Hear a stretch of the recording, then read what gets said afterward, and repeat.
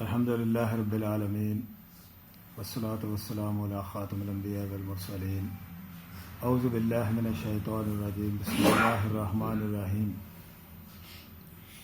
فبما نقضهم میثاقهم لعنهم وجعلنا قلوبهم قاسیہ یحرفون الکلم عن مواضعہ ونسوا حظا مما ذکروا به ولا تزال تطلع على الخائنات منهم إلا قليل منهم فاعف عنهم واصفح إن الله يحب المحسنين صدق الله العظيم.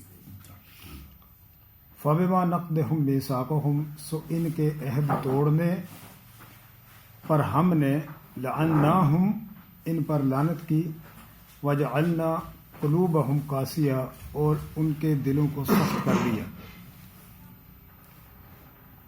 یہ جیسا کہ کل ہم نے پڑھی تھی اس سے پہلے کی جو آیت کریمہ ہے، تو یہاں سے جو خطاب ہے ان کی طرف، اہل کتاب کی طرف، اور اس میں عہد توڑنے کے بارے میں جو بات آئی ہے کہ وہ آپ جانتے ہیں کہ رسول اللہ صلی اللہ علیہ وسلم جس وقت مدینہ منور آئے تھے تو آ کر انہوں نے بنو قینقاع، بنی نذیر اور بنو قریظہ، یہ تینوں قبیلوں کے ساتھ معاہدہ کیا تھا. اور عہد کرنے کے بعد جو ہے یہ پھر عہد شکنی کرتے تھے، جا کر مکہ میں بولتے تھے کہ آپ جو ہے حملہ کریں ان کے اوپر. وہ تھوڑی سی تو جماعت ہے مسلمانوں کی. تو انہی کے متعلق جو ہے اللہ یہاں پر بات بیان کر رہا ہے کہ فبما نقضهم میثاقهم لعناهم وجعلنا قلوبهم قاسیہ. سو ان کے عہد توڑنے پر ہم نے ان پر لعنت کی. گویا یہ ملعون ہے کہ جو عہد کر کے عہد کو توڑے. اچھا جی، یہاں پر یہ تھوڑی دیر کے لیے رک کر تو سوچنے والی بات ہے کہ گو کہ یہاں مخاطب تو اہل کتاب ہیں، یہ یہود کا ذکر ہو رہا ہے یہاں پر. عہد توڑنے پر اللہ کہتے ہیں میں نے ان کے اوپر لعنت کی. کبھی ہم نے مسلمانوں نے سوچا ہم کتنے عہد توڑتے ہیں؟ یہ کہ انہی کے لیے تھے، مسلمانوں کے لیے نہیں. مسلمانوں کو بھی اپنا جائزہ لینا چاہیے کہ جو انہوں نے اللہ کے ساتھ عہد کیا تھا کہ جب اللہ نے پوچھا کہ الست بربکم، میں تمہارا رب نہیں ہوں، عہد کر کے آئے ہوئے اس دنیا میں کہ پروردگار، سب نے کہا کیوں نہیں بلا، کیوں نہیں پروردگار تو ہی ہمارا رب ہے. یہ عہد کیا تھا.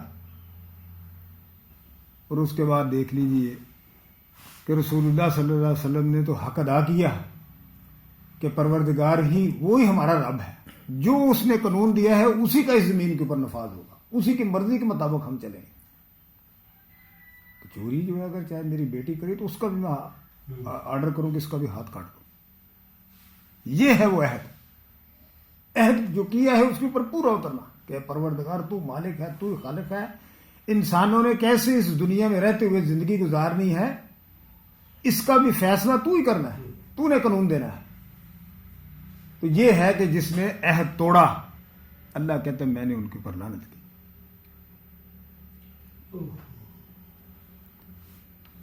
وجعلنا قلوبهم قاسیہ، اور ان کے دلوں کو میں نے سخت کر دیا. اب ان کے دلوں کے اندر نرمی نہیں ہے کوئی. حقیقت یہ سچی حقیقت ہے کہ برائیاں، گناہ اللہ کے ساتھ کیا ہوا جو عہد شکنی کرنی، اللہ کی نافرمانیاں کرنی، پھر اللہ جو ان لوگوں کے، اب انسانوں کے دلوں کو سخت کر دیتا ہے. اب ان کے دلوں کے اندر نرمی کوئی، خدا خوفی نام کی چیز ختم ہو گئی، صرف اور صرف دنیا پرستی.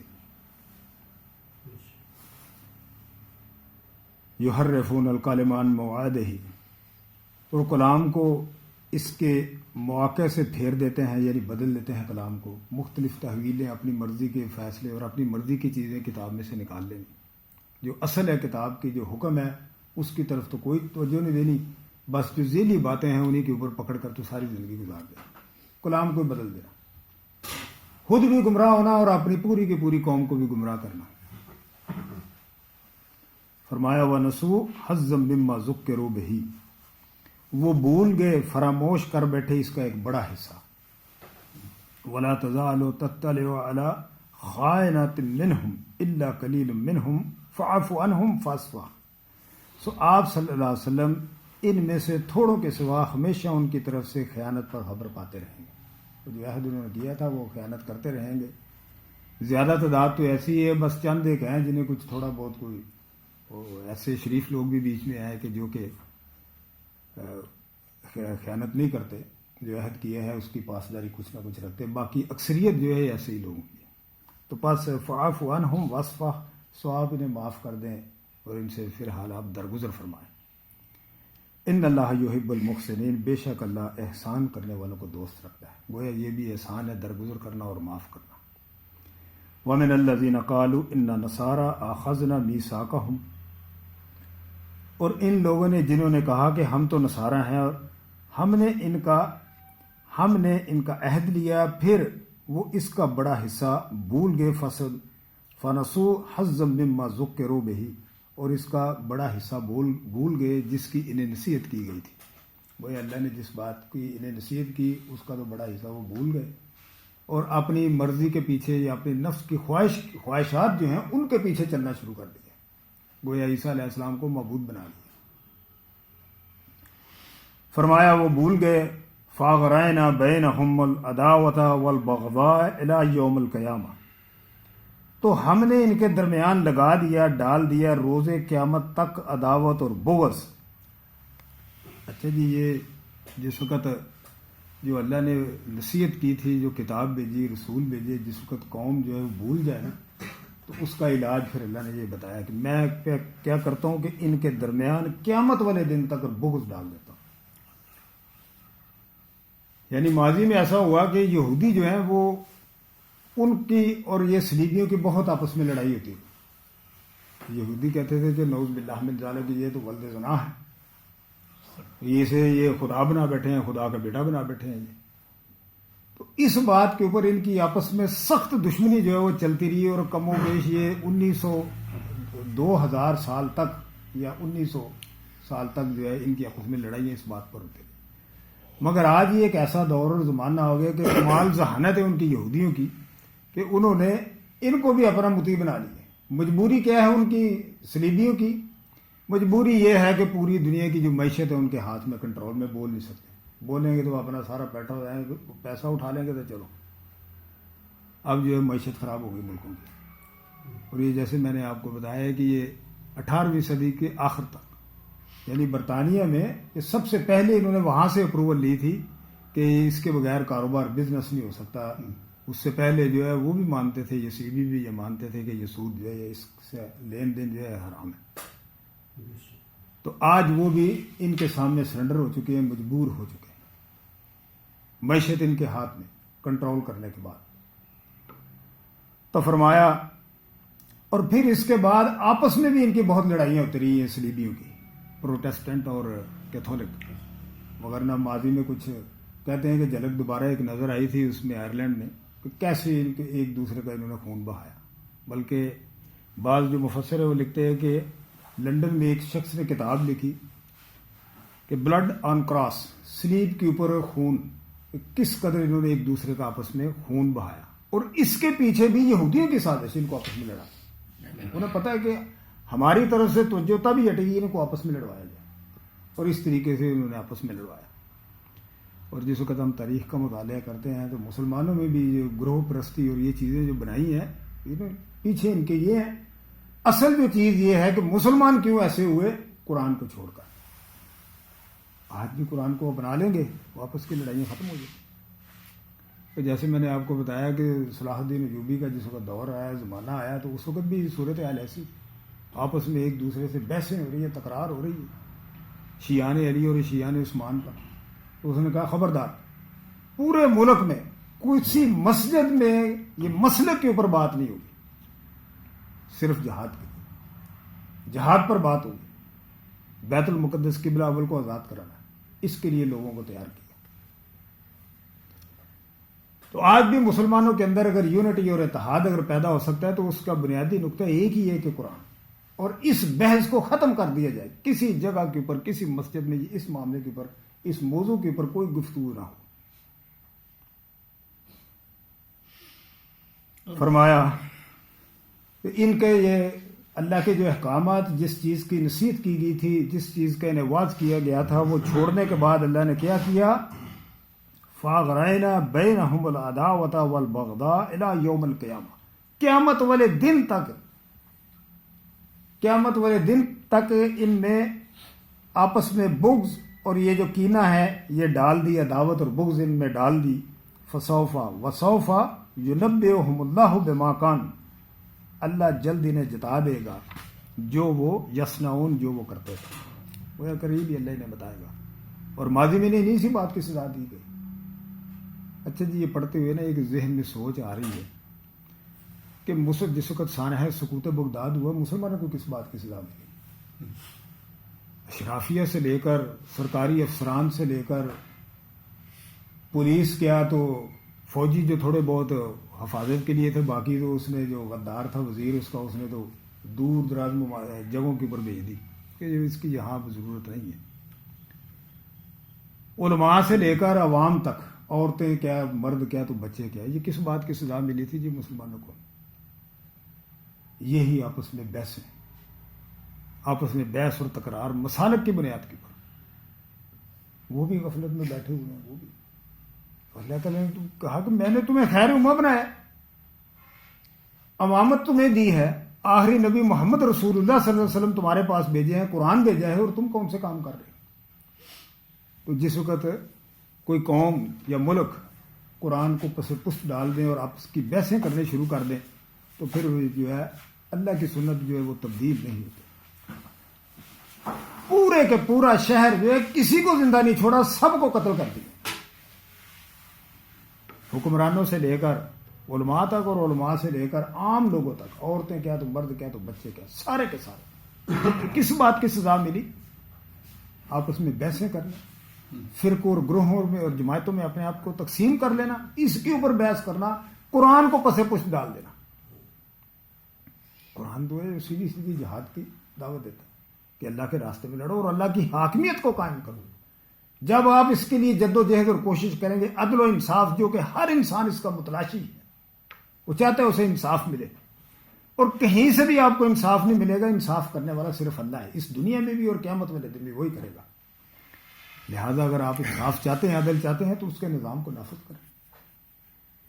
اس کے نفاذ کی خاطر، اس قرآن کے نفاذ کی خاطر رسول اللہ صلی اللہ علیہ وسلم نے اپنے چہرے مبارک کا خون دیا ہے، صحابہ اکرام نے اپنے سر کٹوائے ہیں، تب جا کر یہ شریعت نافذ ہوتی ہے. آپ کیا سمجھتے ہیں؟ ابو جہل نے اپنا سر نہیں کٹوایا تھا باطل کی خاطر، اس نے باطل ہے کی خاطر اپنا سر کٹوایا تھا کہ جو نظام ہے بس یہ ٹھیک ہے، اسی کی خاطر میں اپنا سر کٹوا دوں. کٹوایا اس نے. لہذا عدل و انصاف اگر آپ چاہتے ہیں، معاشرے میں امن و سکون چاہتے ہیں، تو اس کے لیے جد و جہد اور کوشش کرنا ہوگی کہ جو اللہ نے حکم نامہ دیا ہے، جو قرآن دیا ہے، اس کا ایسے ہی منوان نفاذ ہو جیسے حضور نبی کریم صلی اللہ علیہ وسلم کے زمانے میں ہوتا کہ جو آیت آسمانوں سے اترتی اس کا باقاعدہ نفاذ ہوتا تھا. تو فرمایا یا اہل الکتاب قد جاءکم رسولنا یبین لکم کثیرا، اے اہل کتاب یقیناً تمہارے پاس ہمارے نبی محمد رسول اللہ صلی اللہ علیہ وسلم آ گئے. اب تمہارے پاس کوئی عذر نہیں. اگر ایمان نہیں لاؤ گے تو تمہارا ٹھکانہ جو سیدھا سیدھا جہنم ہے، آگ ہے تمہارا ٹھکانہ. یا اہل الکتاب، اے اہل کتاب، قد جاءکم رسولنا یبین لکم کثیرا، تمہارے پاس ہمارے نبی محمد رسول اللہ صلی اللہ علیہ وسلم آ گئے ہیں جو تمہارے لیے تم پر بہت سی باتیں ظاہر کرتے ہیں. مما کنتم تخفون، جو کہ تم چھپاتے تھے. تم کتاب کو چھپاتے تھے لوگوں سے، نبی صلی اللہ علیہ وسلم نے واضح طور پر بیان کر دی تمہاری کتاب میں تو یہ چیز لکھی، تم میرے پاس آ رہے. توریت کو پڑھ کر دیکھو اس میں کیا لکھا ہوا ہے جو تم لوگوں سے چھپاتے تھے. تو وہ یہ ظاہر کرتے ہیں من الکتاب، کتاب میں سے، وَيَعْفُو عَنْ كَثِيرًا، اور بہت سے امور سے تو درگزر لے رہے ہیں. ابھی بہت سی اور باتیں ہیں تمہاری جو کہ وہ ظاہر نہیں کر رہے. قَدْ جَاءَكُم مِّنَ اللَّهِ نُورٌ وَكِتَابٌ مُّبِينٌ، تحقیق تمہارے پاس آ گیا ہے اللہ کی طرف سے نور اور روشن کتاب. اچھا جی، یہ نور کا لفظ بھی آیا اور روشن کتاب بھی، یہ دو چیزیں ہیں. یہاں پر احتمال ہے، عین ممکن ہو سکتا ہے، ایک تو رسول اللہ صلی اللہ علیہ وسلم کو بھی کہا گیا کہ وہ پاکیزہ روح جو نور جو ہے اللہ تعالیٰ نے بھیجا، اور ساتھ میں کتاب اور مبین بھی بھیجی، یعنی یہ کتاب قرآن بھی بھیجا جو کہ بالکل ظاہر ہے روشن کتاب ہے. اور دوسری چیز یہ ہے کہ یہ کتاب ہی نور ہے. یہ دونوں چیزیں ہو سکتی ہیں کہ یہ جو کتاب اللہ نے بھیجی ہے یہی نور ہے. یہ کتاب کہ جس سے جو بھی اس کا قاری ہے، اس کو پڑھنے والا ہے، اس کے اوپر غور و فکر کرنے والا ہے اور اس کے اوپر عمل کرنے والا ہے، اللہ اس سے انسان کو روشنی عطا کرتا ہے. اس دنیا میں رہتے ہوئے وہ آخرت کے مناظر جو اپنی آنکھوں سے دیکھ سکتا ہے.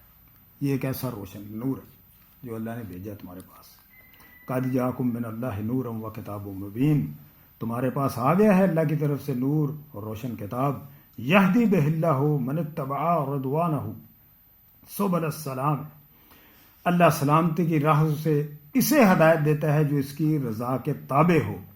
وَيُخْرِجُكُم مِّنَ الظُّلُمَاتِ، اور وہ انہیں نکالتا ہے اندھیروں سے. یہ حقیقت ہے کہ قرآن کا مطالعہ جو ہے انسان کو جہالت کے اندھیرے سے نکال کر روشنی کے راستے کی طرف لے کر آتا ہے. من الظلمات الی النور، اندھیروں سے نور کی طرف بھیجنے اللہ کے حکم سے. وَيَهْدِيهِمْ إِلَىٰ صِرَاطٍ مُسْتَقِيمٍ، اور انہیں سیدھے راستے کی طرف ہدایت دیتا ہے. گویا اب قیامت تک اگر کوئی انسان سیدھا راستہ چاہتا ہے، سیدھے راستے پر چلنا چاہتا ہے، تو سیدھا راستہ صرف اور صرف اسے قرآن ہی سکھائے گا. جس نے قرآن کے اوپر عمل کرنا شروع کر دیا الحمدللہ وہ کبھی بھی کسی راستے سیدھے راستے سے بھٹک نہیں سکتا.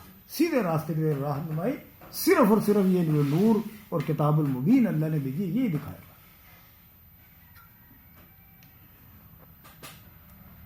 لقد کفر الذین قالوا ان اللہ هو المسیح ابن مریم، تحقیق وہ لوگ کافر ہوئے کہ جن لوگوں نے کہا کہ اللہ وہی مسیح ابن مریم ہے، یعنی عیسیٰ علیہ السلام کو گویا بنا لیا کہ اللہ عیسیٰ علیہ السلام کی شکل میں خود آیا ہے زمین کے اوپر. تو فرمایا کہ انہوں نے کفر کیا. لقد کفر الذین قالوا، تحقیق وہ کافر ہوئے کہ جنہوں نے کہا قالوا ان اللہ هو المسیح ابن مریم، کہ عیسیٰ ابن مریم ہی اللہ ہے. فمن یملک من اللہ شیئا، تو کس کا بس چلتا ہے اللہ کے آگے کچھ بھی. ان ارادہ یہلک المسیح ابن مریم و امہ، کہ اگر اللہ ہلاک کر دے عیسیٰ علیہ السلام کو اور اس کی ماں کو، دونوں کو اگر اللہ ہلاک کر دے تو کس کا بس چلتا ہے. ومن فی الارض جمیعا، اور جو کچھ اس زمین میں ہے سب کو اللہ ہلاک کر دے. ہے کسی کا زور کہ اللہ کو روک سکے کہ ایسا نہ کرے؟ یہ کیسی بات ہے تم نے کر دی کہ نعوذ باللہ من ذالک، کہ مسیح جو ہے وہی اللہ ہے، زمین کے اوپر خود آیا ہے. یہ ہمیشہ سے ان میں عیسائیوں میں دو فرقے رہے ہیں. ایک تو یہ ہے کہ اس چیز کو مانتا، اور دوسرا یہ کہ نہیں یہ جو ہے وہ اللہ کے بیٹے ہیں، وہ خود آیا ہے. نہیں، ایک گروہ یہ کہتا ہے اور دوسرا یہ کہتا ہے. تو فرمایا وَلِلَّهِ مُلْكُ السَّمَاوَاتِ وَالْأَرْضِ وَمَا بَيْنَهُمَا، اور اللہ ہی کے لیے ہے ساری کی ساری سلطنت، اسی کی ہے جو کچھ بھی زمین میں ہے اور جو کچھ بھی آسمانوں میں ہے، بادشاہت اسی کی ہے.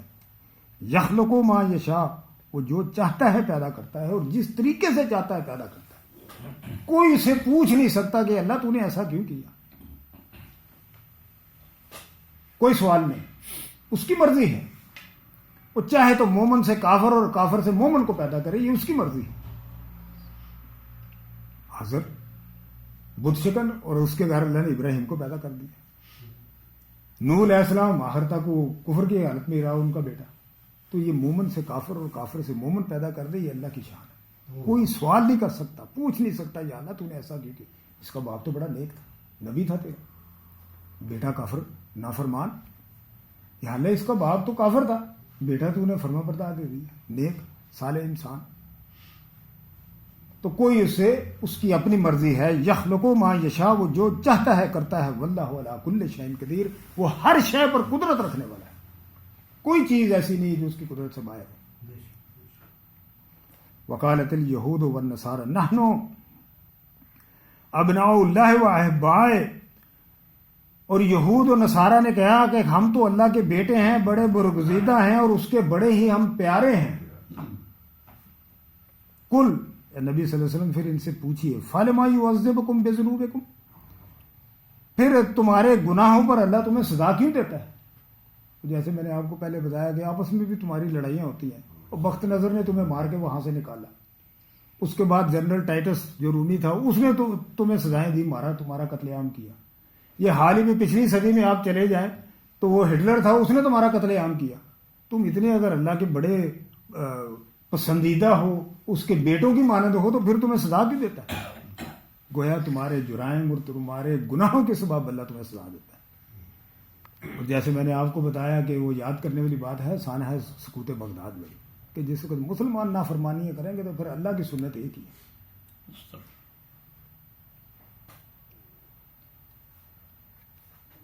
قل فلما یعذبکم بذنوبکم، نبی صلی اللہ علیہ وسلم سے کہہ دیجیے پھر تمہارے گناہوں پر تمہیں وہ سزا کیوں دیتا ہے؟ اگر تم وہ ابناء اللہ اور احبا ہو، اس کے بڑے اللہ کے پسندیدہ ہو اور اس کے بیٹوں کی طرح، کیوں تمہیں سزا دیتا ہے؟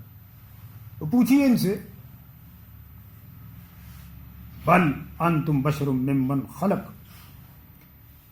نہیں بلکہ تم بھی ایک بشر ہو، اسی مخلوق میں سے ہو. یغفر لمن یشاء ویعذب من یشاء، جسے چاہتا ہے بخش دیتا ہے اور جسے چاہتا ہے وہ عذاب دیتا ہے. وَلِلَّهِ مُلْكُ السَّمَاوَاتِ وَالْأَرْضِ وَمَا بَيْنَهُمَا وَإِلَيْهِ الْمَصِيرُ، اور اللہ ہی کے لیے ہے سلطنت آسمانوں کی اور زمین کی اور جو کچھ اس کے درمیان ہے، اور تم نے پلٹ کر واپس اسی کی طرف جانا ہے.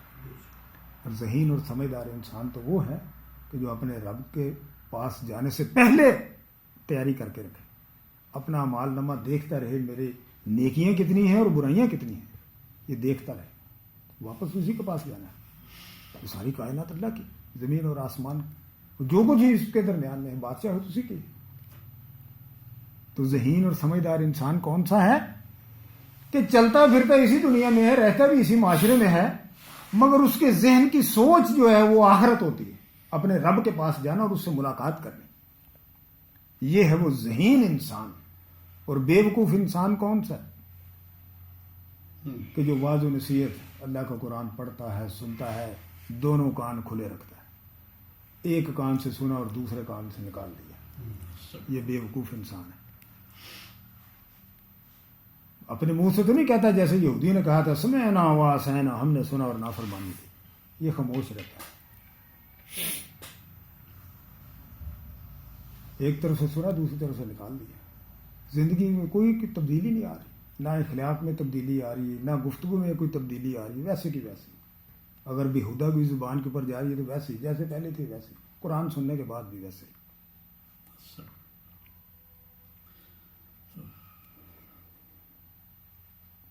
یا اہل الکتاب قد جاءکم رسولنا یبین لکم علی فترۃ من الرسل، اہل کتاب تمہارے پاس ہمارے رسول محمد صلی اللہ علیہ وسلم آ گئے ہیں. یبین لکم علی فترۃ من الرسل، وہ نبیوں کا سلسلہ ٹوٹ جانے کے بعد تم پر کھول کر بیان کر رہے ہیں. ان تقولوا ما جاءنا من بشیر ولا نذیر، کہ تم یہ نہ کہو کہ پروردگار ہمارے پاس تو کوئی ڈرانے والا اور خوشخبری دینے والا نہیں آیا. گویا اہل کتاب کو جو کہا گیا ہے اس سے مراد یہ ہے کہ عیسیٰ علیہ السلام کے وقت تک تو رسول میں بھیجتا رہوں تمہارے پیس، اس کے بعد پھر 600 یا 610 سال کا جو ہے وہ فرق ہے کہ عیسیٰ علیہ السلام کے بعد رسول اللہ صلی اللہ علیہ وسلم آئے. اس سے پہلے تو متواتر میں نبی بھیجتا رہوں موسیٰ علیہ السلام کے بعد سے لے کر، کہ کہیں تم پھر بھی یہ نہ کہو کہ اللہ تو نے ہمارے پاس کوئی ڈرانے والا اور خوشخبری دینے والا کیوں نہیں بھیجا. تو لہذا فرمایا یا اہل الکتاب، اہل کتاب قد جاءکم رسولنا، میرے رسول صلی اللہ علیہ وسلم محمد تمہارے پاس آ گئے ہیں. یبین لکم علی فترۃ من الرسل، نبیوں کا جو سلسلہ ٹوٹ گیا تھا وہ ٹوٹنے کے بعد دوبارہ آ گئے ہیں. ان تقولوا ما جاءنا من بشیر ولا نذیر، کہ تم مبادہ یہ نہ کہو کہ ہمارے پاس تو کوئی خوشخبری دینے والا اور ڈرانے والا آیا ہی نہیں تھا. فقد جاءکم بشیر و نذیر، تحقیق تمہارے پاس محمد صلی اللہ علیہ وسلم خوشخبری سنانے والے اور ڈرانے والے آ گئے. واللہ علی کل شیء قدیر، اور اللہ ہر شے پر قدرت رکھتا ہے. وَإِذْ قَالَ مُوسَىٰ لِقَوْمِهِ يَا قَوْمِ، اور جب موسیٰ علیہ السلام نے کہا اے میری قوم، اذکروا نعمت اللہ علیکم، یاد کرو اللہ کی وہ نعمت جو اس نے تمہیں دی تھی. اذ جعل فیکم انبیاء وجعلکم ملوکا، کہ جب اس نے تم میں نبی پیدا کی اور تمہیں بادشاہ بھی بنایا، یعنی بادشاہت بھی تمہیں عطا کی اور تمہارے پاس متواتر سلسلہ چلتا رہا نبیوں کا، نبی اللہ بھیجتا رہا. جب ایک نبی فوت ہوتا ہے، کچھ تھوڑا سا وقفہ گزرتا، پھر اللہ دوسرا نبی بھیج دیتا. پھر سلیمان علیہ السلام کو، داؤد علیہ السلام کو بادشاہت دی، بادشاہت بھی تمہیں عطا کی. تو یہ یاد کرو، اذکروا نعمت اللہ علیکم، وہ اللہ کی نعمت اپنے اوپر یاد کرو. اذ جعل فیکم انبیاء، جب اس نے تم میں نبی بھی پیدا کیے، وجعلکم ملوکا، اور تمہیں بادشاہت بھی عطا کی، بادشاہ بھی بنایا تمہیں. وآتاکم ما لم یؤت احد من العالمین، کہ تمہیں وہ دیا جو کہ جہانوں میں کسی کو نہیں دیا گیا.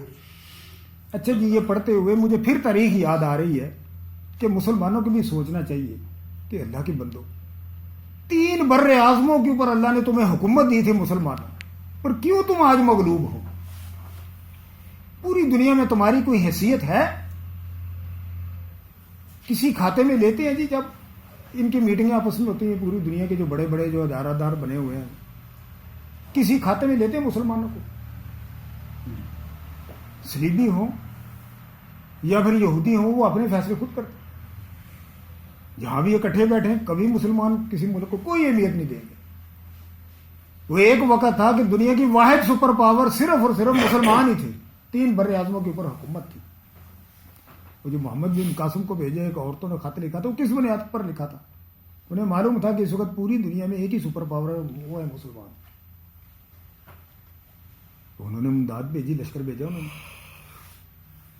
تو یہ وقت تمہارے اوپر گزرا ہے، آج تمہاری حالت ایسی کیوں ہے؟ کبھی سوچا؟ قرآن کو پس پشت ڈال کر اور آپس میں بحثیں اور تکراریں شروع کر دیں.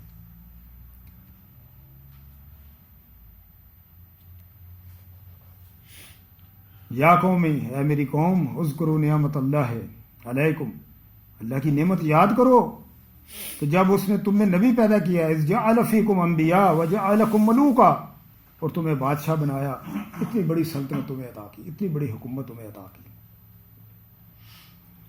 وآتاکم ما لم یؤت احد من العالمین، اور تمہیں وہ دیا جو کہ دنیا میں کسی کو نہیں دیا. اتنی بڑی قوت، اتنی بڑی اسلامی ریاست تمہیں دی. یا قوم ادخلوا الارض المقدسۃ التی کتب اللہ لکم، اے میری قوم، ارض مقدس میں داخل ہو جو اللہ نے تمہارے لکھ دی ہے. اچھا جی، یہ وہ واقعے کی طرف اشارہ ہے کہ جس وقت موسیٰ علیہ السلام اپنی قوم کو نکال کر مصر سے اور واپس آئے، اور انہوں نے کہا اپنی قوم کو کہ اللہ نے تمہیں حکم دیا ہے کہ اس شہر میں داخل ہو جاؤ، یہ شہر تمہارا ہے، جا کر ان لوگوں سے لڑائی کرنی ہے، اور اس کے بعد یہ شہر تمہارا ہے. فلسطین نام کے وہاں پر لوگ آباد تھے، تو یہ تمہارا ہی ہے ارض مقدس. تو اب آپ سنیے کہ جو نبی اپنی قوم کے لیے بڑا رحم دل ہوتا ہے، نرم، مگر جس وقت قوم آگے سے یا ماننے والے جو پیروکار ہیں نافرمانی کریں تو پھر نبی کی کیا حالت ہوتی ہے، کیا وہ جواب دیتے ہیں، یہ سننے والی بات ہے. فرمایا یا قوم ادخلوا الارض، اس ارض مقدس میں داخل ہو جاؤ، المقدس تلتی کتب اللہ ہو، کہ جو اللہ نے تمہاری لیے لکھ دی ہے، یہ زمین تمہاری ہے، اس میں داخل ہو جاؤ. لکم ولا ترتدوا علی ادبارکم، اور دیکھو پیٹھ کے پیچھے واپس نہ پلٹانا، واپس نہ پلٹانا، پیٹھ کے پیچھے مڑ کر واپس نہ آنا. ولا ترتدوا علی ادبارکم فتنقلبوا خاسرین، ورنہ تم خسارے میں جا پڑو گے، تم نقصان پانے والے ہو جاؤ گے. لہذا ایسا نہ کرنا، جو تمہیں حکم دیا جائے اس کے اوپر چلنا تم نے. قالوا یا موسیٰ، وہ کہتے ہیں کہ اے موسیٰ، ان فیہا قوما جبارین، وہاں تو بڑی زبردست قوم آباد ہے، بڑے بڑے ان کے قد ہے، تو وہ بڑے جابر لوگ ہمیں معلوم ہوتے ہیں. وَإِنَّا لَن نَدْخُلَهَا حَتَّى يُخْرُجُوا مِنْهَا، اور ہم وہاں ہرگز داخل نہ ہوں گے جب تک کہ وہ وہاں سے نکل نہ جائے. گویا اللہ کے راستے میں لڑائی کرنے سے انکار کر دیا، جہاد نہیں کیا موسیٰ علیہ السلام کے کہنے پر. انہوں نے کہا کہ ان کے ساتھ لڑو، اللہ نے ان کے دلوں میں بزدلی ڈالی ہوئی ہے، یہ چھوڑ دیں گے، یہ زمین تمہاری ہے، اس میں داخل ہو جاؤ، ارض مقدس یہ فلسطین میں داخل ہو جاؤ. وہ کہتے ہیں ہم تو بالکل اس میں داخل نہ ہوں گے جب تک وہ وہاں سے نکل نہ جائیں. یہ بڑی زبردست قوم ہے، نظر آ رہی ہے ہمیں. فَإِن يَخْرُجُوا مِنْهَا فَإِنَّا دَاخِلُونَ، پھر اگر وہ وہاں سے نکلے تو ہم ضرور داخل ہوں گے. وہ سیدھا جواب دے دیا، ہم بالکل لڑائی کرنے کے لیے تیار نہیں.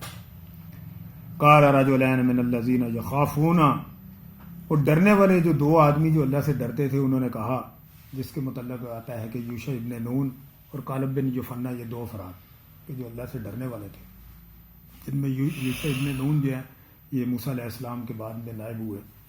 تو فرمایا یخافون انعم اللہ علیہما علیہا ادخلوا علیہم الباب، تو انہوں نے جن پر اللہ نے انعام کیا تھا، جو اللہ سے ڈرنے والے تھے، انہوں نے کہا کہ یہ جو دروازے کے داخل راستے سے داخل ہو جاؤ اور ان کے اوپر حملہ کر دو. یہ شہر کے دروازے ہیں، یہاں سے داخل ہو جاؤ، ان کے اوپر حملہ کر دو. فَإِذَا دَخَلْتُمُوهُ فَإِنَّكُمْ غَالِبُونَ، اور جب تم اس شہر کے دروازے میں داخل ہو جاؤ گے تو تم ہی غالب رہو گے. جو دو بندے، دو افراد، انہوں نے کہا داخل ہو جاؤ، تم ہی غالب رہو گے. جو کوشش شروع تو کرو لڑائی. وَعَلَى اللَّهِ فَتَوَكَّلُوا إِن كُنتُم مُؤْمِنِينَ، اور اگر تم اللہ پر بھروسہ رکھو اگر تو ایمان والے ہو. یہ اہل ایمان کا کام ہے کہ کوئی بھی معاملہ ہو، کوئی بھی وقت ہو، صرف اور صرف بھروسہ جو ہے اللہ کے اوپر، توکل اس کے اوپر رکھنا. اللہ کے اوپر توکل رکھو، شہر میں داخل ہو جاؤ. قالوا یا موسیٰ، کہتے ہیں موسیٰ، انا لن ندخلها ابدا، ہم جب تک وہ اس میں ہیں ہم ابداً ہرگز ہرگز ہم داخل نہ ہوں. گویا ہم لڑائی نہیں کرنا چاہتے ان کے ساتھ. ما داموا فیها فاذهب انت وربك فقاتلا انا ہاہنا قاعدون، سو تو جا اور تیرا رب، تم دونوں جا کر ان سے لڑو، ہم تو یہیں بیٹھے ہیں. اچھا جی، یہ ہے کہ جو اللہ کے حکم کے خلاف چلے، نبی اپنے کا کہنا نہ مانے، اور رسول اللہ صلی اللہ علیہ وسلم کا فرمان ہے کہ جو اہل ایمان ہے نا، مومن مسلمان، اللہ نے جنت جو ہے نا تلواروں کے سائے کے نیچے رکھی. جہاد کو مت چھوڑنا. یہ آج ساری دنیا کے اوپر جو دنیا، جو اسلامی مسلمان جو ہے کیونکہ ذلیل و رسوا ہو رہے ہیں جہاد چھوڑنے کی وجہ سے. ایک ہی وجہ، جس دن یہ دوبارہ اپنے دین میں پلٹ آئیں گے، جہاد شروع کر دیں گے، وہ وقت ایسا ہوگا یہ سارے کے سارے دنیا کے کافر مغلوب ہو جائیں. یہ دین اسلام غالب ہونے کے لیے آیا، مغلوب ہونے کے لیے نہیں آیا. اللہ تو دیکھ رہے اپنے بندوں کو، میرے بندوں کو کیا ہو گیا کہ کوئی ہے میرے ایسے بندے جو اٹھیں، جاگیں اور جگائیں، خود بھی بیدار ہوں اور دوسروں کو بھی بیدار کریں. اللہ تو انتظار کر رہے ہیں، اپنے بندوں کو دیکھ رہے ہو. فاذهب، سو تو جا، انت و ربک، موسیٰ تو اور تیرا رب جائے، تو دونوں جاؤ. فقاتلا انا ہاہنا قاعدون، اور ہم تو یہیں پر ہی بیٹھے ہوئے ہیں، ہم نہیں جائیں گے، ہم لڑائی نہیں کریں گے. قال رب انی لا املک الا نفسی. اب یہ دیکھیے کہ انتہائی پریشانی کی حالت میں اب جو پیروکار تھے انہوں نے انکار کر دیا. کم و بیش جو بعض مورخین لکھتے ہیں کہ 6 لاکھ کی تعداد تھی جو وہاں سے ساتھ لے کر آئے تھے، کم و بیش. ان میں سے اگر نوجوان بھی دیکھا جائے تو کم از کم 1 لاکھ تو ہوں گے. اچھا خاصا لشکر بنتا ہے، صرف 2 افراد. اور بعض جگہوں میں آتا ہے کہ ہارون علیہ السلام جو کہ موسیٰ علیہ السلام کے ساتھ تھے، انہوں نے بھی کہا یہ 30 فرد بن گئے کہ یہ اتنے افراد ہیں، ان سے تو لڑائی نہیں کی جا سکتی، لشکر تو تیار نہیں ہوتا اس سے. تو فرمایا قال رب، اے میرے رب، انی لا املک الا نفسی، میں اپنی جان کے سوا، واخی، اور اپنے بھائی کے سوا میں کچھ بھی نہیں رکھتا، میرا کچھ اختیار نہیں. یہ سب نے انکار کر دیا. میں ہوں، میرا بھائی موجود ہے، یا پھر یہ 2 افراد جن کا اوپر ذکر ہے، یہ ہم موجود ہیں، ان سے تو لڑائی نہیں ہوتی، جہاد نہیں ہوتا. انہوں نے انکار کر دیا. ففرق بیننا و بین القوم الفاسقین، ان فاسق قوم کے درمیان اب میرے اور ان کے درمیان جدائی ڈال دے، مجھے یہ نہیں چاہیے، یہ نافرمان لوگ اللہ کا حکم مانتے نہیں.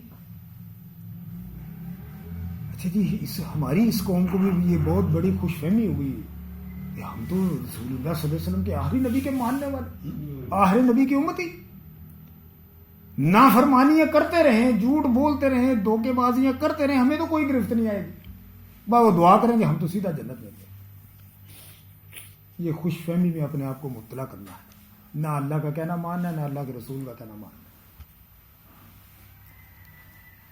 فرمایا قال فإنها محرمۃ علیہم 40 سنہ، اللہ نے کہا پس یہ سرزمین حرام کر دی گئی ان پر 40 سال، اب اس طوا کے جنگل میں بھٹکتے رہو گے، باہر نکلنے کا راستہ نہیں ملے گا۔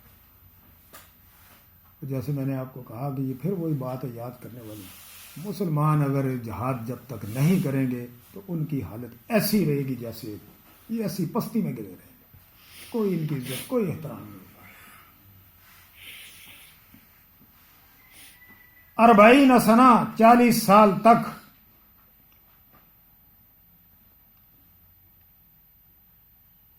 یتہون فی الارض، اور زمین میں وہ بھٹکتے رہے، فلا تأس علی القوم الفاسقین، تو نافرمان قوم پر افسوس نہ کرنا۔ وآخر دعوانا الحمدللہ رب العالمین۔ ہم اللہ سے دعا کرتے ہیں کہ اللہ ہمیں کہنے اور سننے سے زیادہ عمل کرنے کی توفیق عطا فرمائے۔ وآخر دعوانا الحمدللہ۔